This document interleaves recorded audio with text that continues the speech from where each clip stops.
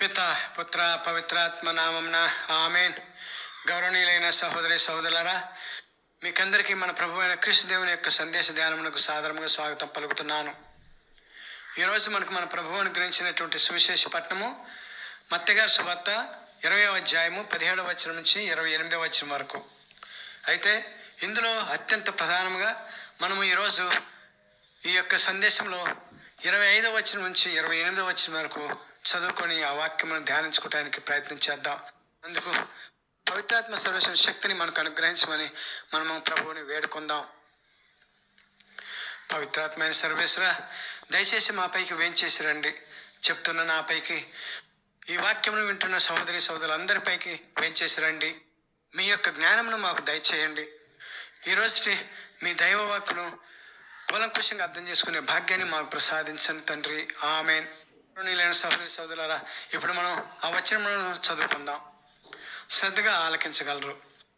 మత్తయి సువార్త 20వ అధ్యాయము 25వ వచనం నుంచి 28వ వచనం వరకు. యేసు శిష్యులను చేరవలసి వారితో ఇట్లనెను: ఈ లోకమున పాలకులు ప్రజలను నిరంకుశంగా పరిపాలించున్నారు, పెద్దలు వారిపై అధికారం చలాయించున్నారు. ఇది మీకు తెలియను కదా. కానీ మీరు ఇట్లుండరాదు. మీలో ఎవడైనా గొప్పవాడు కాదలిసినా అతడు మీకు సేవకుడుగా ఉండవలేను. మరియు మీలో ఎవడైనా ప్రథముడు కాదలిసినా అతడు మీకు దాసుడే ఉండవలేను. అట్లే మనిషి కుమారును సేవించుటకే కానీ సేవించబడుటకు రాలేదు. ఆయన అనేకుల విమోచన క్రయధనముగా తన ప్రాణమును దారబయటకు వచ్చెను. ఈ క్రీస్తు సువిశేషము. క్రీస్తు మీకు స్తుతి కలుగును గాక. ఆమేన్. గౌరవనీయులైన సహోదరి సహోదరులారా, మనం ఇప్పుడు చదువుకున్నటువంటి ఈ యొక్క 3 వచనాలలో ప్రత్యేకంగా క్రీస్తు ప్రభువు 27వ వచనంలో ఈ యొక్క సందేశాన్ని నొక్కి వక్కాణిస్తున్నాడు. అదేమిటంటే, మీలో ఎవడైనా ప్రథముడు కాదలిసినా అతడు మీకు దాసుడై ఉండవలను. ఈ వచనమును ఈరోజు మనం ధ్యానించుకోమని మనకు ప్రభు ఇచ్చినటువంటి అవకాశం. గౌరవనీయులైన సహోదరి సహోదరులారా, అంటే ఈ యొక్క వచనమును బట్టి ఏ క్రైస్తవుడైనా ప్రథముడు కాదలిసిన ఎల్లా, అనగా తన యొక్క సంఘంలో ప్రథమ వ్యక్తిగా ఉండదలసిన వారు, లేక తన యొక్క గురు సంఘంలో అధిపతిగా ఉండదలసిన వారు, మరియు తన కుటుంబంలో అధిపతిగా ఉండదలసిన వారు ఏ లక్ష్యం కలిగి ఉండాలో మనకు ప్రభువు స్పష్టంగా తెలియజేస్తున్నారు. అయితే ప్రతి మానవుడు తను ప్రథముడుగా ఉండాలి అనుకున్నప్పుడు ఎవరినో ఒకరిని ఆదర్శంగా తీసుకుంటాడు. మనకు ఈ వచనం తెలియజేసిన క్రీస్తు ప్రభునే మనం ఆదర్శంగా తీసుకొని వారి యొక్క ప్రాధాన్యతలు ఏంటో తెలుసుకోవడానికి ప్రయత్నం చేద్దాం. ఎందువల్లంటే మనకందరికీ ప్రథముడు క్రీస్తు దేవుడే కాబట్టి. ఇదిగో ఇవి గౌరవనీయులైన సహోదరి సహోదరులారా, క్రీస్తు ప్రభువు సర్వ మానవాళికి అన్ని విషయాల్లోనూ ప్రప్రథముడు అని మన పవిత్ర బైబిల్ గ్రంథము నొక్కి వక్కాణిస్తుంది. అదే మన విశ్వాసానికి మూలము, మన యొక్క క్రైస్తవ జీవితానికి ఆయుపట్టు. కాబట్టి ఇప్పుడు మనకి క్రీస్తు ప్రభు ఎన్ని విషయాల్లో ప్రప్రథముడో తెలుసుకోవడానికి ప్రయత్నం చేద్దాం.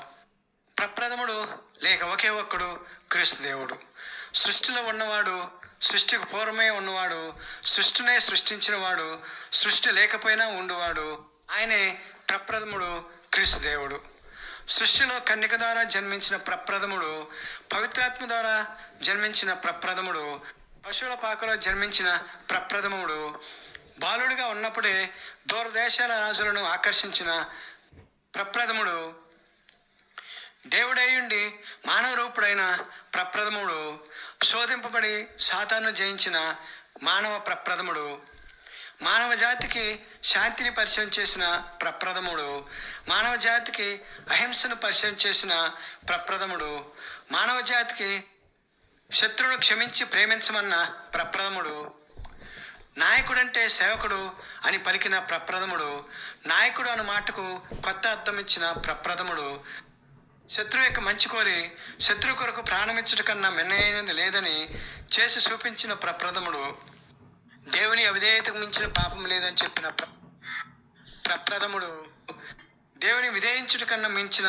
దీవెన మరొకటి ఉండదని తేల్చి చెప్పిన ప్రప్రథముడు, పాపిని తన హక్కున చేర్చుకొని పాపి పాపములు మన్నించి పాపికి దైవశక్తులు ఇచ్చిన ప్రప్రథముడు, చనిపోయిన మనిషిని తిరిగి ప్రాణమిచ్చి లేపిన ప్రప్రథముడు, మట్టిలో కలవలసిన మానవునికి తన దైవ శరీర రక్తాలు ఇచ్చి సజీవుని చేస్తున్న ప్రప్రథముడు, మరణించి మూడవ రోజు తిరిగి బ్రతికిన ప్రప్రథముడు, సహజ గర్విష్ఠుడైన మానవుని పాదాలు కడిగి సేవ తగ్గింపుతో నిగర్వి అను నూతన మాటను నేర్పిన ప్రప్రథముడు, ఇంకా ఎన్నెన్నో ప్రత్యేకత కలిగి మానవునికి వర్ణింపతరము కాని ప్రత్యేకత కలిగిన ఒకే ఒక్క దేవుడు, ఒకే ఒక్క మానవ రూప దేవుడు క్రీస్తు దేవుడు.